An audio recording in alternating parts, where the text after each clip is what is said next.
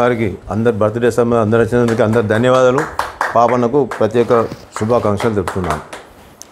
పాపన్న గారు మంచి పట్టుదల గల మనిషి. ఏ పని అయినా ఏ కార్యం అయినా కానీ పట్టుదలని విక్రమార్కు ఏ పని అయ్యేదాకా కూడా వారు దాని వెనుకనే ఉంటారు.